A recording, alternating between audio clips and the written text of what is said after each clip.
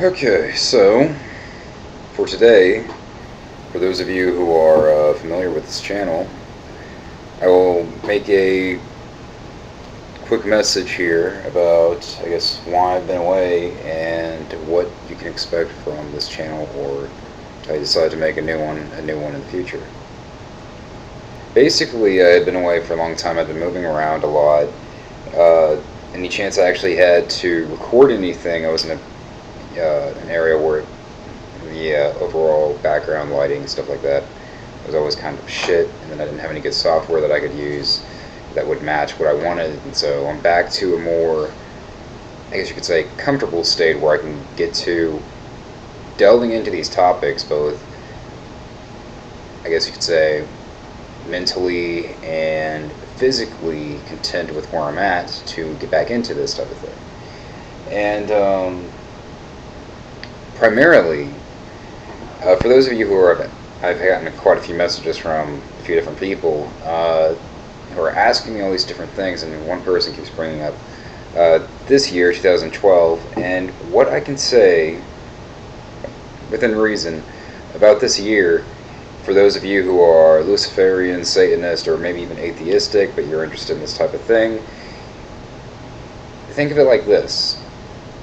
2012, Year of the Dragon, we already have, the date is in the collective unconscious of humanity, so by default, there is no ignoring, that there is some energy there interlinking everybody. There is no way to ignore that. I mean, we can try to, but there's no way to ignore that. It doesn't matter if you believe it or not. It's still there because of, say, movies, media, stuff like that. So by default, it's in everybody's subconscious.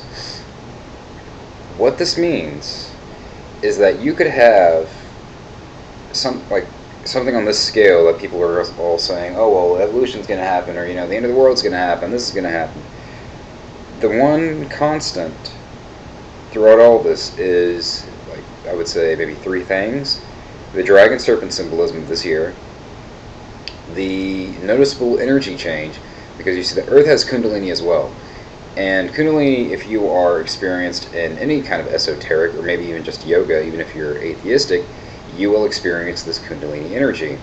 And I just had a conversation last night with a few people who were saying, they don't believe anything will happen this year. Well, to an extent, they are and are not correct about that, because they can only pick up on whatever it is they themselves are open to.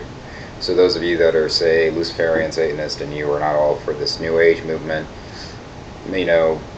claiming what they are, some people are assuming that, oh, well, we're just going to fizzle up into the sky, kind of like a rapture type thing.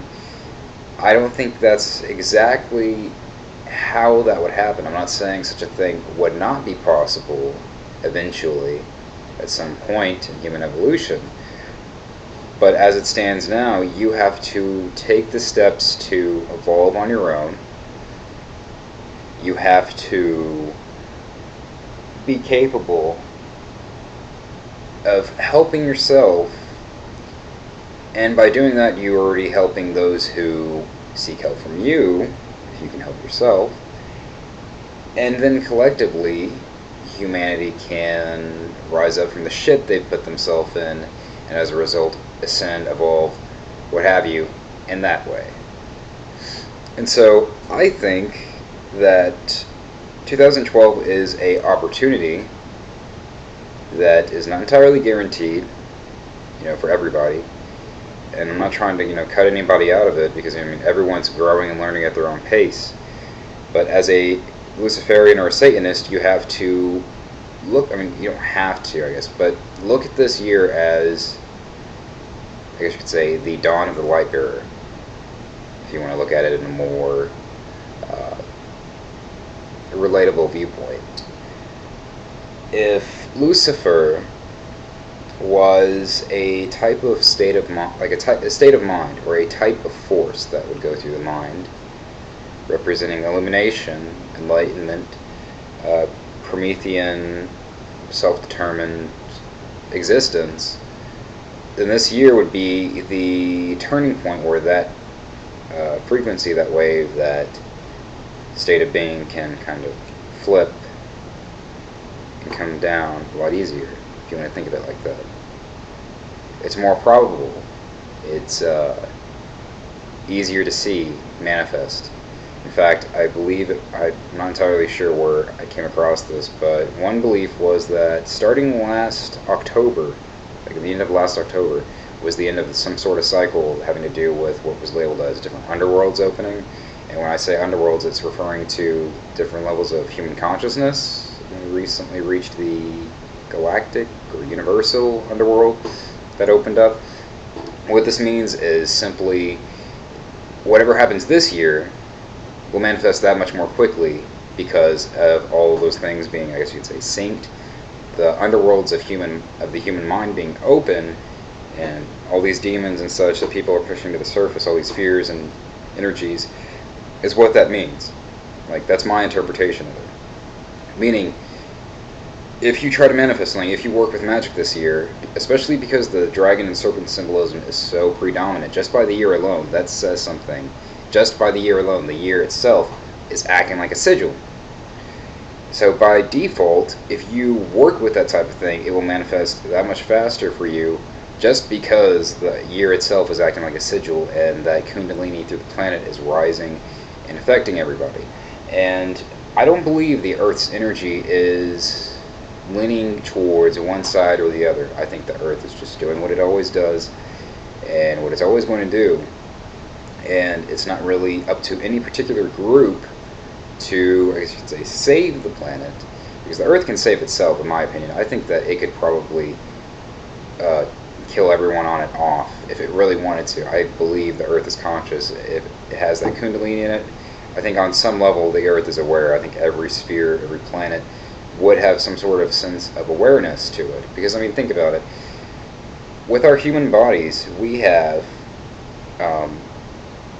the physical aspect. Let's see this as different elements. We have the earth aspect, our bones, our muscles, sinew, tissue, organs, that type of thing. We have air. We need oxygen to breathe. We have water. Most of our bodies are dominantly made of water. And fire would be the chemical processes and our ability to process energy from food and exercise and all that other stuff. And not only that, but our electromagnetic pulse, you could say, that energy that can go through us because of our mind and because of our heart, that type of thing, just through our nervous system and through it's like a bioelectric current, basically. And the Earth is the same shit when you think about it. It would be equivalent to bones, it has water, it has air, and it has energy. All these elements together. And I'm sure because of that, it also has a spirit, as we do.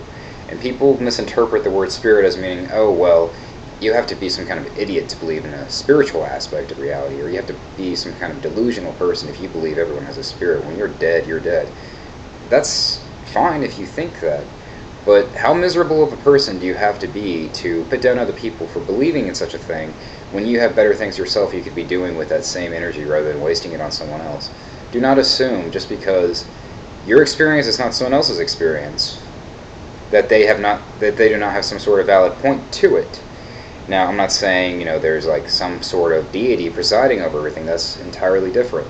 What I'm saying is there are certain things that can be seen taking place in every spiritual tradition, even within people that are, say, just tripping in the woods somewhere. They don't have any religion at all. There is something constant being experienced by every single one of these groups that we cannot ignore. And this year, 2012, Year of the Dragon, is the perfect opportunity, in my opinion, for any Luciferian, Satanist, what have you, any esoteric person for that matter, to really get into Kundalini and to work with that to create a new type of state of mind. I'll go into another video really quickly, but that's really all I wanted to get into this year. Anything is possible. You attract to you the reality that you basically put out there. So if you have this idea of all these fear concepts and conspiracies and shit about what your powers that so-called be will do to you, let that shit go, because the reality is they have no power. You give them their power. And people, I had a little argument with a few friends last night who were kind of like, oh, well, I don't believe that if you suddenly take those beliefs out of your reality, that's like saying they don't exist, and I think that is crap, is basically what they said. And it's like, well, at the same time, the universe is no different than the universe.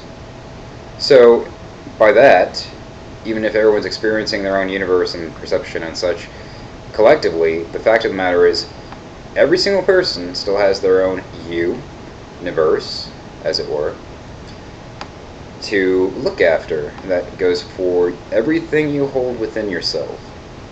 So create and work with things that you feel will help bring you out of the clutter, out of the crap, keeping you, and all these constructs and fear and shit that's controlling you. And just be yourself. Get out of that stuff that, is weakening you at your own pace, granted, and move towards a new experience of reality.